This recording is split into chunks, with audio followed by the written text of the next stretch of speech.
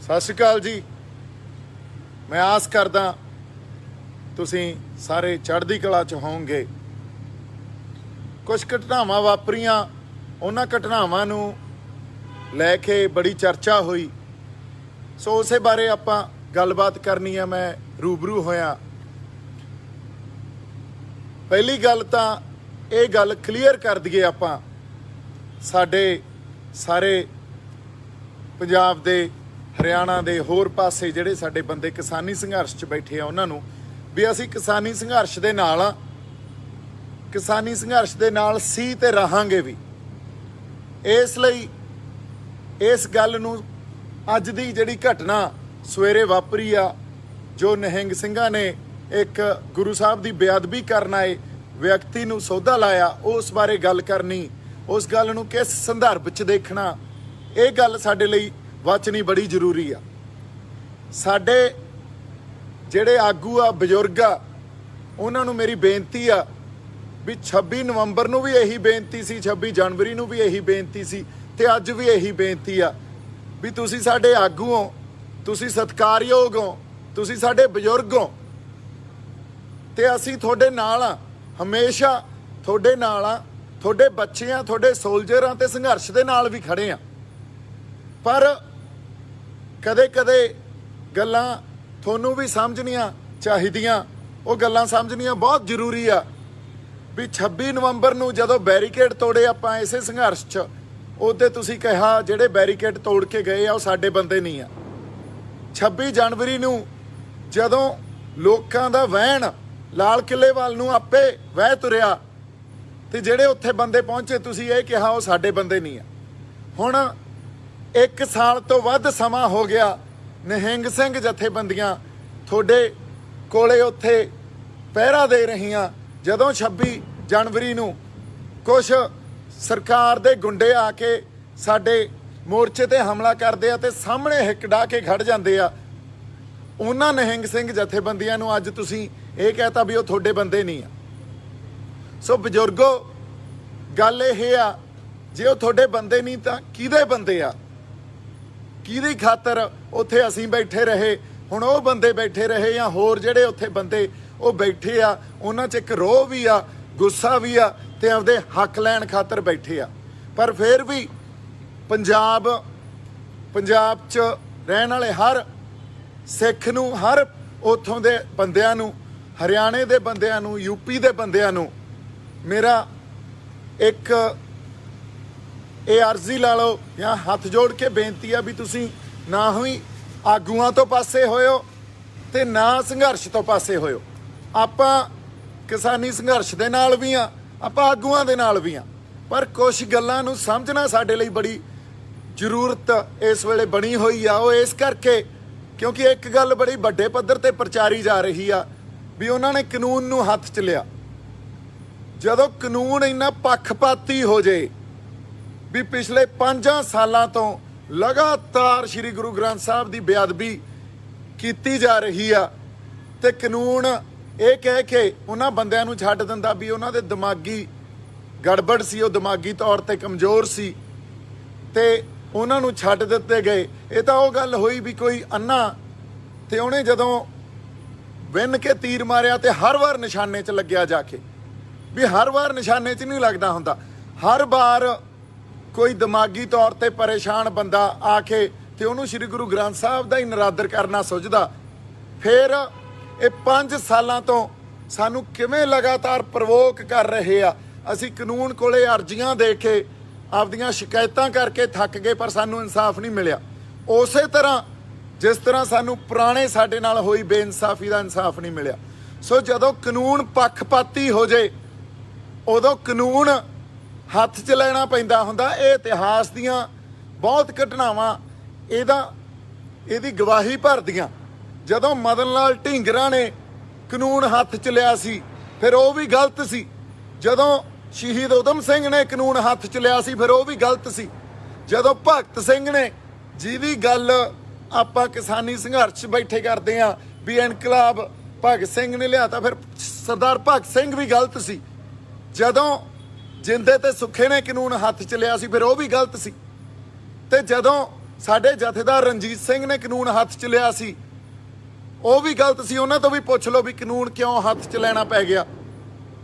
ਹੁਣ ਇਸ ਗੱਲ ਨੂੰ ਜੇ ਆਪਾਂ ਇਹ ਕਹੀਏ ਵੀ ਕਾਨੂੰਨ ਹੱਥ 'ਚ ਲਿਆ, ਤੇ ਆਪਣੇ ਹੁਣੇ ਹੀ ਲਖੀਮਪੁਰ ਖੇੜੀ 'ਚ ਜਦੋਂ ਸਾਡੇ ਬੰਦਿਆਂ ਨੂੰ ਦਗੜ ਕੇ ਕਤਲੇਆਮ ਕਰਤਾ, ਤੇ ਉੱਥੇ ਰੋਹ ਆਏ ਸਾਡੇ ਬੰਦਿਆਂ ਨੇ 2 ਬੀਜੇਪੀ ਦੇ ਬੰਦੇ ਮਾਰਤੇ, ਫਿਰ ਤਾਂ ਅਸੀਂ ਵੀ ਕਾਨੂੰਨ ਹੱਥ 'ਚ ਲੈ ਲਿਆ, ਫਿਰ ਆਪਾਂ ਵੀ ਗਲਤ ਆ। ਉਦੋਂ ਤਾਂ ਜਿਹੜੇ ਆਪਣੇ ਟਕੈਤ ਸਾਹਿਬ ਆ ਉਹ ਇਹ ਕਹਿ ਰਹੇ ਇਹਦਾ ਐਕਸ਼ਨ ਦਾ ਰਿਐਕਸ਼ਨ ਸੀ, ਪਰ ਇੱਥੇ ਐਕਸ਼ਨ ਦਾ ਰਿਐਕਸ਼ਨ ਨਹੀਂ ਤੁਹਾਨੂੰ ਦਿਸਿਆ। ਪਿਛਲੇ 5 ਸਾਲਾਂ ਦਾ ਜਿਹੜਾ ਇਹ ਐਕਸ਼ਨ ਕਰ ਰਹੇ ਆ, ਉਹ ਐਕਸ਼ਨ ਦਾ ਰਿਐਕਸ਼ਨ ਨਹੀਂ ਦਿਖਿਆ।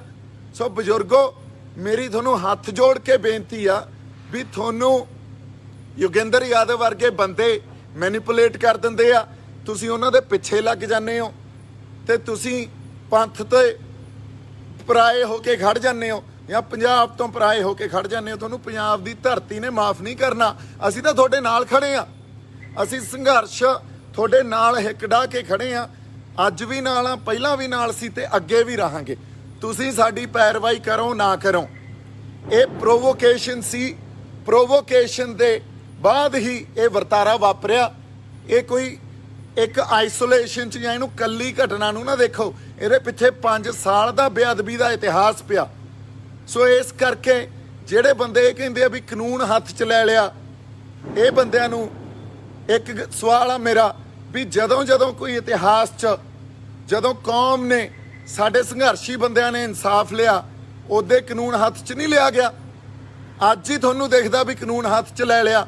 ਫਿਰ ਅਗਲੀ ਗੱਲ, ਡਾਕਟਰ ਸਵਾਈਮਾਨ ਸਿੰਘ ਆ ਜਿਹੜੇ, ਉਹ ਬੜੇ ਸਤਿਕਾਰਯੋਗ ਆ, ਬੜੇ ਜੈਂਟਲ ਆ, ਉਹਨਾਂ ਨੇ ਵੀ ਇਹ ਗੱਲ ਕਹੀ ਵੀ ਜੇ ਗੁਰੂ ਨਾਨਕ ਪਾਤਸ਼ਾਹ ਹੁੰਦੇ, ਸ਼੍ਰੀ ਗੁਰੂ ਰਾਮਦਾਸ ਪਾਤਸ਼ਾਹ ਹੁੰਦੇ, ਤਾਂ ਵੀ ਐਂ ਕਰਦੇ।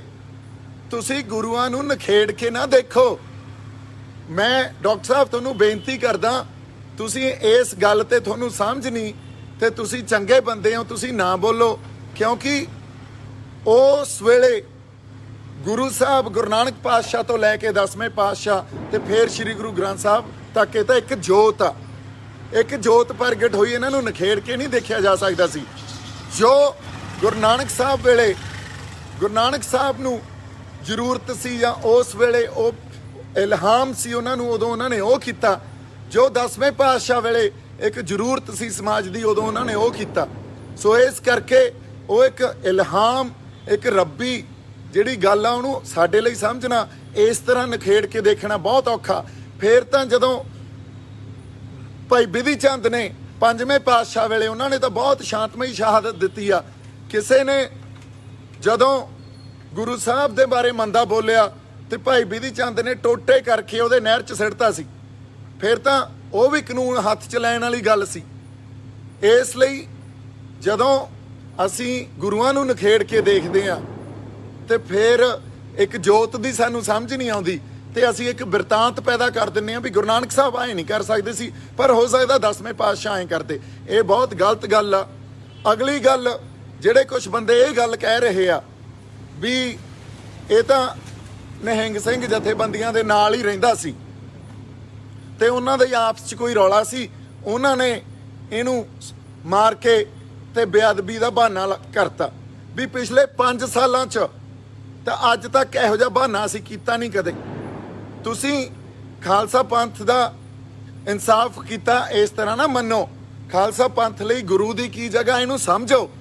ਜੇ ਤੁਹਾਨੂੰ ਹਜੇ ਤੱਕ ਇਹਨਾਂ ਫਲਸਫਿਆਂ ਦੀ ਸਮਝ ਹੀ ਨਹੀਂ ਆ, ਫਿਰ ਤੁਹਾਨੂੰ ਬੋਲਣ ਦਾ ਕੋਈ ਹੱਕ ਨਹੀਂ ਇਸ ਗੱਲ ਤੇ। ਜੇ ਬੰਦੇ ਨੂੰ ਮਾਰਨਾ ਹੀ ਸੀ ਤਾਂ ਹੋਰ ਬਹੁਤ 100 ਤਰੀਕੇ ਹੁੰਦੇ ਆ। ਵੀ ਸਰਕਾਰ ਦਾ ਭੇਜਿਆ ਸੀ ਤੇ ਅਸੀਂ ਕਰਤਾ, ਲਾਤਾ ਸੌਦਾ। ਗੁਰੂ ਦੇ ਉੱਤੇ ਕੋਈ ਸਵਾਲ ਕਰਦਾ, ਤੇ ਗੁਰੂ ਦੇ ਉੱਤੇ ਖਾਲਸਾ ਪੰਥ ਦੀ ਸ਼ਰਧਾ ਕੀ ਆ, ਗੁਰੂ ਲਈ ਉਹ ਕੀ ਕਰ ਸਕਦੇ ਆ, ਇਸ ਗੱਲ ਨੂੰ ਸਮਝੋ। ਤੁਹਾਡੇ ਲਈ ਆਰਥਿਕ ਮਸਲੇ ਵੱਡੇ ਹੋਣੇ ਆ, ਉਹਨਾਂ ਲਈ ਧਰਮ ਤੇ ਧਰਮ ਦੀ ਹੋਂਦ ਬਹੁਤ ਵੱਡੀ ਆ।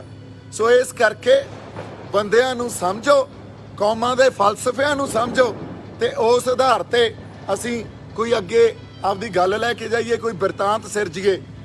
ਇਸ ਲਈ ਮੇਰਾ ਸਵਾਲ ਉਹੀ ਆ ਵੀ ਫੇਰ ਤਾਂ ਸਾਡੇ ਆਜ਼ਾਦੀ ਦੇ ਸੰਘਰਸ਼ 'ਚ ਜਿੰਨੇ ਬੰਦਿਆਂ ਨੇ ਸੰਘਰਸ਼ ਕੀਤਾ, ਉਹਨਾਂ ਨੇ ਸੰਘਰਸ਼ ਜਿਹੜਾ ਕੀਤਾ ਉਹ ਕਾਨੂੰਨ ਹੱਥ 'ਚ ਹੀ ਲਏ ਸੀ। ਉਦੋਂ ਅੰਗਰੇਜ਼ਾਂ ਦੇ ਖਿਲਾਫ ਅਸੀਂ ਕਾਨੂੰਨ ਹੱਥ 'ਚ ਹੀ ਲੈਂਦੇ ਰਹੇ ਹਾਂ। ਤੁਸੀਂ ਕੁਝ ਦਿਨ ਪਹਿਲਾਂ ਇਹ ਗੱਲ ਕਹਿ ਕੇ ਹਟੇ ਹੋ ਵੀ ਅਸੀਂ ਨਲੂਏ ਦੇ ਵਾਰਸ ਹਾਂ, ਤੇ ਫਿਰ ਜੇ ਸਰਦਾਰ ਹਰੀ ਸਿੰਘ ਨਲੂਆ ਹੁੰਦੇ ਉਹ ਕੀ ਕਰਦੇ ਇਹ ਸਾਨੂੰ ਦੱਸਣ ਦੀ ਜ਼ਰੂਰਤ ਨਹੀਂ।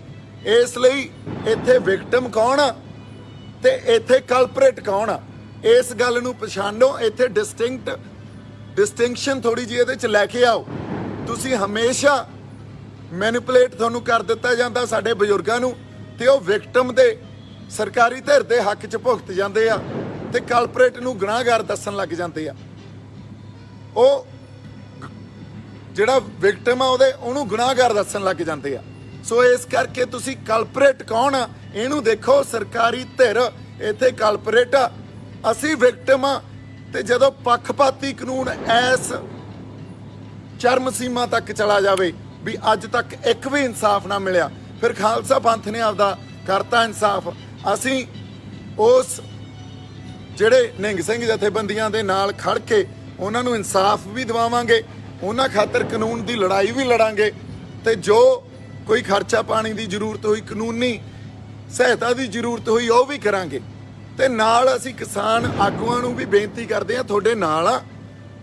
ਸਾਡੀ ਬੇਨਤੀ ਲੋਕਾਂ ਨੂੰ ਵੀ ਆ ਵੀ ਇਹਨਾਂ ਦੀ ਮਜਬੂਰੀ ਆ, ਇਹ ਸਮਝੋ। ਇਹ ਜੋ ਸਟੈਂਡ ਅੱਜ ਅਸੀਂ ਐਕਸਪੈਕਟ ਕਰਦੇ ਹਾਂ ਉਹ ਨਹੀਂ ਲੈ ਸਕਦੇ। ਇਹਨਾਂ ਦੇ ਉੱਤੇ ਵੀ ਬਹੁਤ ਵੱਡਾ ਪ੍ਰੈਸ਼ਰ ਆ, ਇਹਨੂੰ ਸਮਝ ਕੇ ਇਹ ਜਿਵੇਂ ਵੀ ਆ, ਇਹਨਾਂ ਕੋਲੇ ਇੰਨੀ ਕੀ ਸਮਰੱਥਾ, ਇਹਨਾਂ ਨੇ 3 ਕਾਨੂੰਨਾਂ ਦੀ ਲੜਾਈ ਲੜ ਰਹੇ ਆ। ਇੰਨੀਆਂ ਕੁ ਬੇਨਤੀਆਂ ਮੈਂ ਕਰਨੀਆਂ ਸੀ।